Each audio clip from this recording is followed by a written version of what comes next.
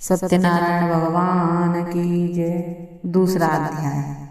सूत जी बोले, हे ऋषियों, जिसने पहले समय में इस व्रत को किया है उसका इतिहास कहता हूँ, ध्यान से सुनो। सुंदर काशीपुरी नगरी में एक अत्यंत निर्धन ब्राह्मण रहता था।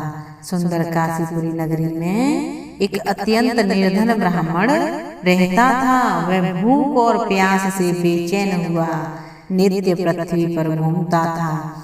ब्राह्मणों से प्रेम करने वाले भगवान ने ब्राह्मण को दुखी देखकर बूढ़े ब्राह्मण का रूप धारण कर उसके पास जाकर आदर के साथ पूछा, हे विप्र, नित्य दुखी हुआ पृथ्वी पर क्यों घूमता है?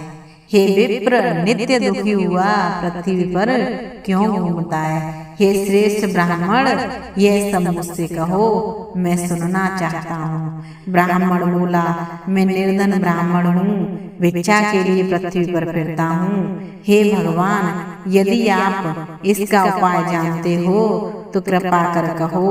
वृद्ध ब्राह्मण बोला कि सत्यनारायण भगवान मनवांचित फल देने वाले हैं, इसलिए हे ब्राह्मण, तू उनका पूजन कर, जिसके करने से मनुष्य सब दुखों से मुक्त होता है। ब्राह्मण को व्रत का सारा विधान बतलाकर बूढ़े ब्राह्मण का रूप धारण करने वाले तथा गरीबों करने वाले सत्यनारायण भगवान अंतर ध्यान हो गए। जिस व्रत को वृद्ध ब्राह्मण ने बतलाया है मैं उसको करूँगा। यह निश्चय करने पर उसे रात में नींद भी नहीं आई। वह सवेरे उठ सत्यनारायण के व्रत का निश्चय कर भिक्षा के लिए चला। उसको भिक्षा में बहुत धन मिला, जिससे बंधु बांधवों के साथ उसने सत्यनारायण का व्रत किया। इसके करने से वह ब्राह्मण सब दुखों से छूटकर अनेक प्रकार की संपत्तियों से युक्त हुआ। उस समय से वह ब्राह्मण हर मास व्रत करने लगा। इस तरह सत्यनारायण भगवान के व्रत को जो करेगा वह मनुष्य सब दुखों से छूट जाएगा। इस तरह नारद जी से नारायण का कहा हुआ यह व्रत मैंने तुमसे कहा। हे विप्रो, मैं और क्या कहूँ? ऋषि बोले, हे मुनीश्वर, संसार में इस ब्राह्मण से सुनकर किस किसने इस व्रत को किया, हम यह सब सुनना चाहते हैं। इसके लिए हमारे मन में श्रद्धा है। सूत जी बोले, हे मुनियों, जिसने इस व्रत को किया है अब वह सब सुनो। एक समय एक ब्राह्मण धन और ऐश्वर्य के अनुसार बंधु बांधवों के साथ व्रत करने को तैयार हुआ। उसी समय एक लकड़ी बेचने वाला बूढ़ा आदमी आया और बाहर लकड़ियों को रखकर ब्राह्मण के मकान में गया। प्यास से दुखी लकड़हारा उनको व्रत करते देखकर ब्राह्मण को नमस्कार कर कहने लगा कि आप यह क्या कर रहे हो और इसके करने से क्या फल मिलता है? कृपा करके मुझसे कहो।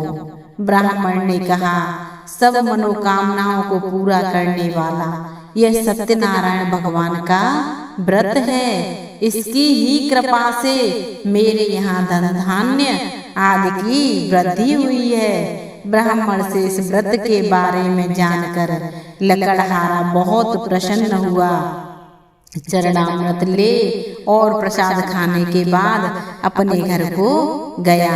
लकड़हारे ने अपने मन में इस प्रकार संकल्प किया कि आज ग्राम में लकड़ी बेचने से जो धन मिलेगा उसी से सत्यनारायण देव को उत्तम व्रत करूंगा। यह मन में विचार कर वह बूढ़ा आदमी लकड़ियां अपने सिर पर रखकर जिस नगर में धनवान लोग रहते थे वह ऐसे सुंदर नगर में गया।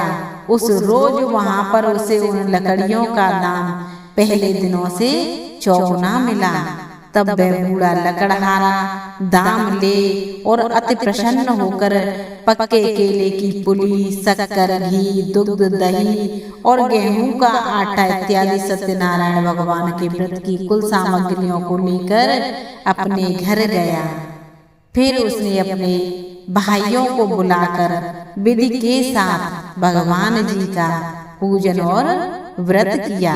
उस व्रत के प्रभाव से वह बूढ़ा लकड़हारा धन पुत्र आदि से युक्त हुआ और संसार के समस्त सुख भोग कर बैकुंठ को चला गया।